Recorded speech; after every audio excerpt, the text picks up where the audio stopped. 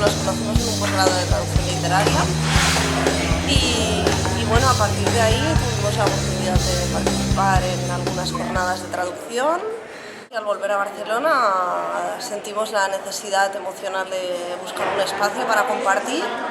Un poco, pues supongo que por la soledad del traductor, ¿no? Por no estar cada uno encerrado en su casa, traduciendo, sin, bueno, no sé, pijama, sin horario. En principio, cada cual, que hemos comentado, ¿no? Cada cual es traductor individual, cada uno traduce sus obras, pero de vez en cuando, pues precisamente a partir de ese momento, de que empezamos a compartir ese espacio, empezaron a surgir encargos compartidos, ¿no? Las editoriales lo supieron y se interesaron por una nueva forma de trabajo posible, ¿no? Entonces la premisa grupal era aceptar esos encargos si nos interesaba el libro, pero sobre todo imponiendo una tarifa que nos pareciera justa. Como por suerte cada uno de nosotros tenía un trabajo para poder vivir, en la historia era que Grupal fuera algo realmente algo especial. A ver, en principio porque también nos hacía ilusión compartir ese trabajo, pero a la larga es que hemos ido viendo que resulta más lucrativo. Por eso, porque normalmente los libros que corren prisa suelen ser libros que se venden mejor. La novela no es una empresa, es simplemente un seudónimo, como un nombre comercial. Entonces, de cara a reflejar, por ejemplo, los porcentajes de participación en el contrato, salen los nombres de las personas que participan, o sea, de los traductores individuales, cada cual con su porcentaje. Es decir, que en el propio contrato ya se refleja el porcentaje de participación en la obra y eso también tiene una repercusión si llegan a cobrarse derechos por la traducción del libro. Y bueno, normalmente lo que sale en los créditos es el seudónimo y en algunas ocasiones los nombres de los traductores que han participado en esa obra en concreto. Yo creo que de hecho a partir de Foresight comprendimos que teníamos que establecer un sistema para traducir colectivamente, porque si no es un caos. O sea, yo creo que con Foresight vimos que el que cada uno tradujera una parte sin que hubiera un coordinador, etcétera, etcétera, no acababa de funcionar, porque nosotros tampoco nos sentíamos satisfechos con el producto final, porque sí, puedes estar muy satisfecho con lo que tú hayas hecho, pero si no estás muy seguro de si eso encaja en el puzzle final que acaba siendo el libro, acabas teniendo tus reparos. El coordinador, digamos que es, bueno, tiene toda una gama de diferentes labores, ¿no?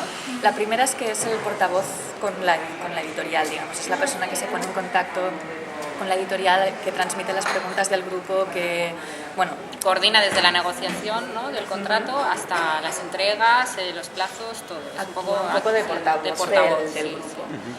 Eso en cuanto a, ¿no?, en cuanto a fuera, digamos, a la relación con fuera. Y ya dentro del grupo... Y dentro también coordina las entregas y los plazos. Exacto, de cada uno. Sí. Una vez se determina qué parte hace cada cual, el coordinador es el que tiene que ir un poco con el látigo, digamos, para que todo el mundo entregue a tiempo, ir juntando las piezas y... Bueno, y leer todo el conjunto y tratar de unificar, y a través del glosario también hacemos un glosario que lo colgamos en internet para acceso único a los miembros de la traducción en ese libro concreto, ¿no? Y entonces ahí cada uno, a medida que va traduciendo, pues va colgando la palabra que piensa, a veces intuitivamente, ¿no? Lo importante es que es la persona que se lee todo el libro de cabo a rabo, digamos, y que es, pues eso, quien tiene en cuenta que el tono sea el mismo, que no queden cosas colgadas, que una cosa que se ha entendido, que se ha fijado en el primer capítulo de una manera, si se refleja en el quinto capítulo, se refleje de la misma manera. O sea, es el que hace como de conglomerado.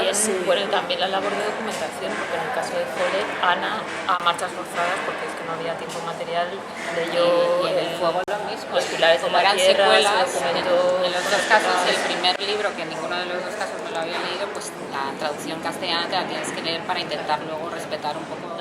El libro que podemos trabajar es un libro en el que prima no la voz del autor, no un estilo muy característico, muy literario, por así decirlo, sino la línea argumental. O sea, el argumento es lo que pesa, tipo Follett, tipo Forsyth, en lo que suda el libro es eso, el argumento, no el autor.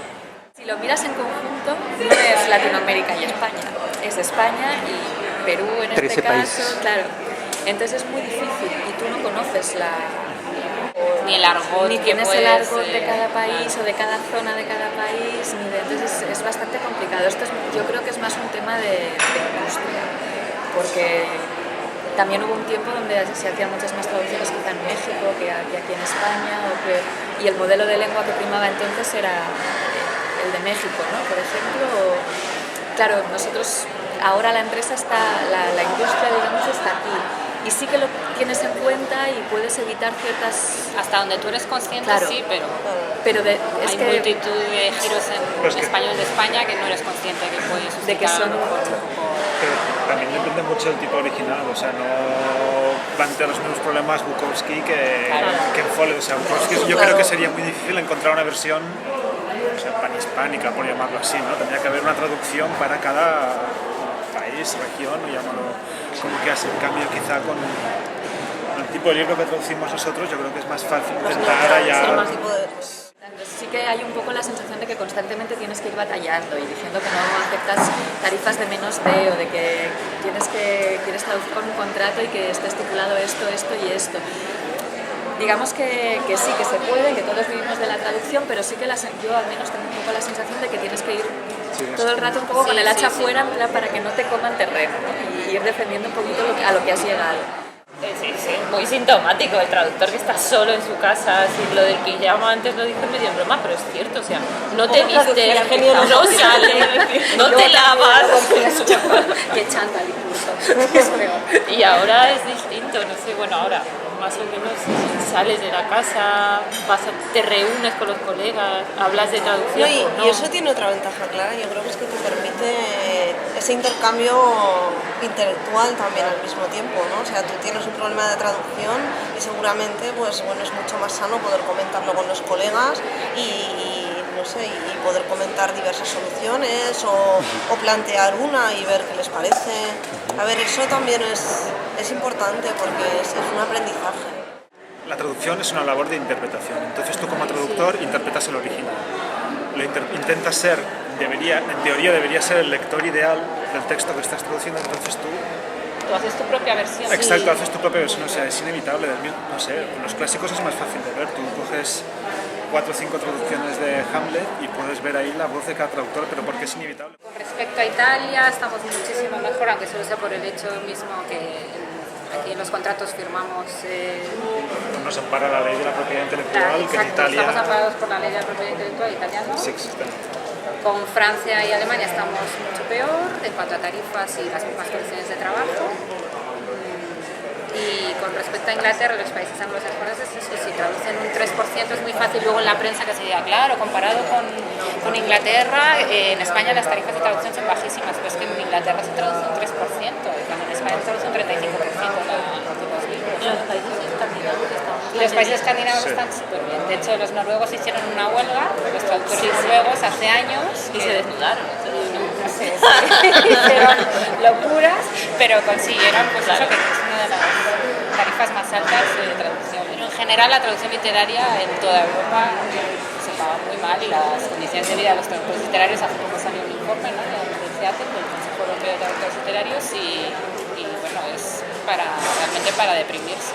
La esencia de la traducción es tan individual que renunciar a esa individualidad es muy complicado.